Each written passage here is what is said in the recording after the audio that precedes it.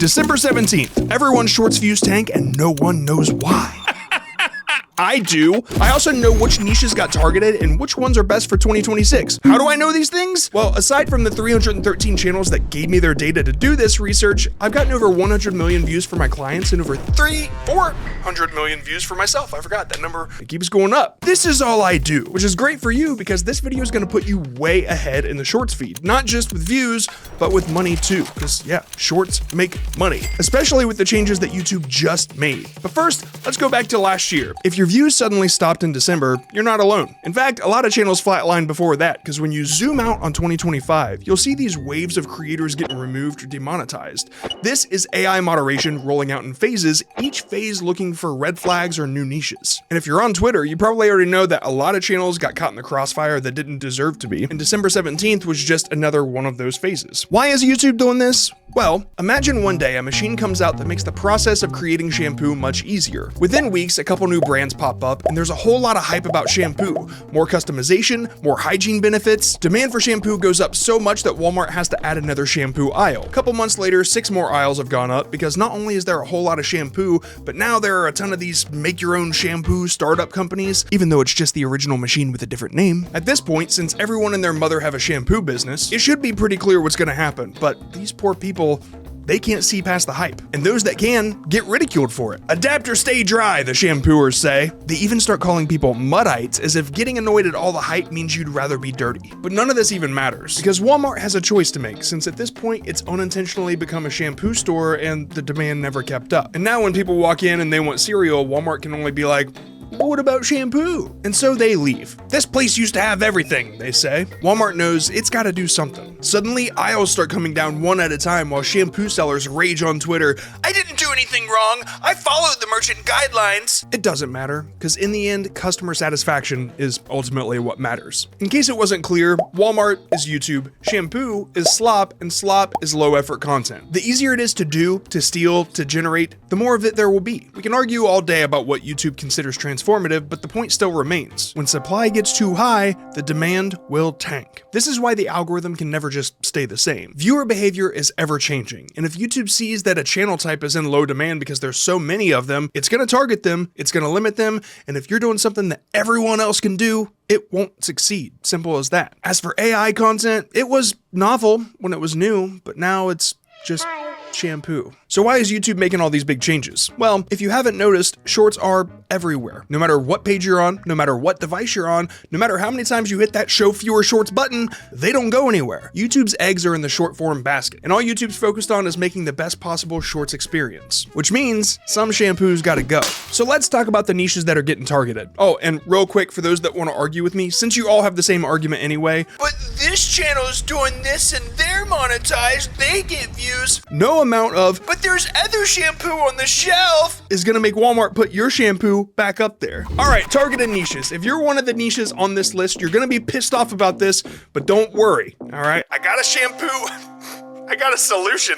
I got a shampootion. 313 channels volunteered their information from YouTube, Reddit, and my Discord server. Links in the description. I'll see you in there. And from that data, I found the first targeted niche is stolen content. The most popular format being somebody else's video, but with captions and a voiceover added explaining exactly what's happening in the video. Totally useless content transforming nothing about the original. You might as well just point at it and say, I made this! Targeted niche number 2, farmed clips. Most common format being basically what I just said, except with movies, TV shows, and live stream VODs. Basically, if you don't have express permission to use the footage, don't risk it. But it's transformative!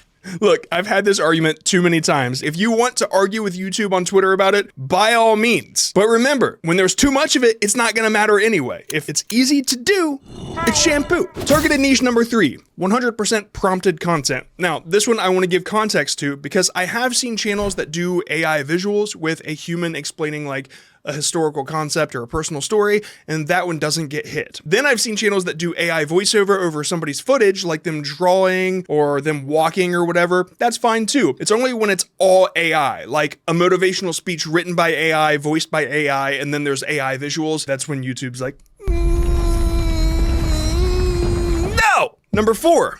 Targeted niche number 4, AI automated content. This is when AI is so involved in putting the content on YouTube that it throws up a bunch of red flags, like too many uploads in a short amount of time, IP addresses, VPNs, email history, channel activity, that sort of thing. And real quick, I just want to say that if anybody tells you that you need to warm up a channel so you can start printing money, they don't know what the f they're talking about. Next target, CapCut templates. There's just too many. I saw plenty of them. They go hand in hand with stolen clips too. Next one, ranking niche. Ooh, this one's the worst because of all the gurus out there that say that how much money this makes. And you know what?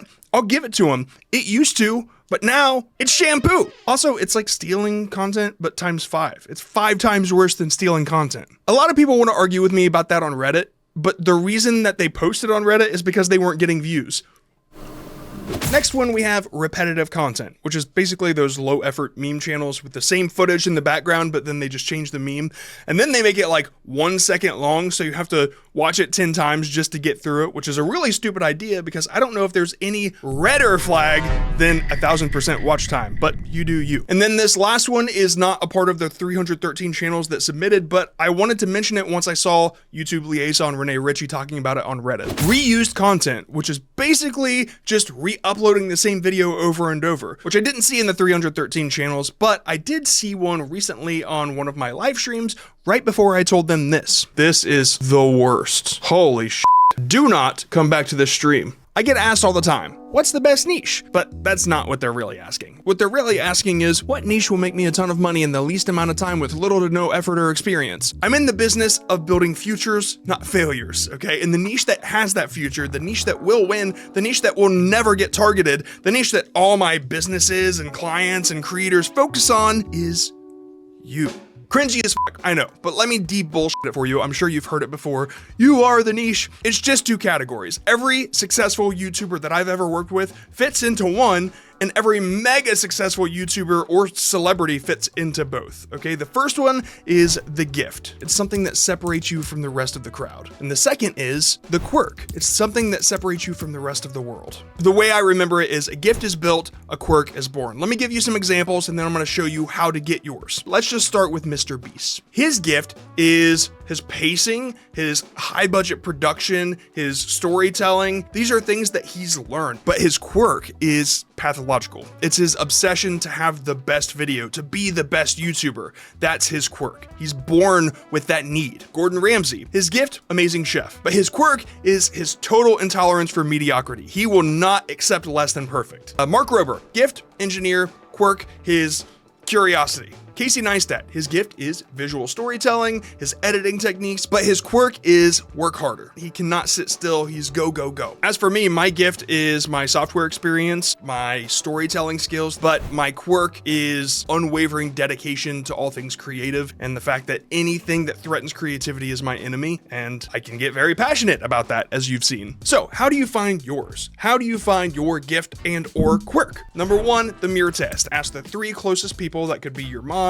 your friend, your duck. What is my superpower? What comes to me naturally that is difficult for others? When you get an answer, you're gonna have one of 2 reactions. 1, you're gonna think, I had no idea people thought that about me. Or 2, you're gonna think, how the f does that help me? And if that's the case, jump in the Discord and hit me up and say, John, I don't know what to make of this, okay? Me and the people in there, we will help you figure it out. Number 2, the play versus work. Observe what you do for fun that others consider work. One example comes to mind. When I first learned Blender, I'd spend like 12 hours a day just making shapes and animating and stuff. And my wife would be like, how are you still doing this? So it could be like learning something new. It could be playing a game. Like if you play NBA 2K and you spend 18 hours a day managing your teams or whatever, like that's a quirk. That's a thing. Team management is a skill that is just innate in you. And so these are the things that you'll discover as you answer these questions. And number 3, the 5 to 9 audit. You have a 9 to 5 if you have a job, but what do you do from your 5 to 9? What do you like to do? I mean, this is straight up just a hobby question. Stop asking which niche will make me the most money and start asking which niche would I be fine with doing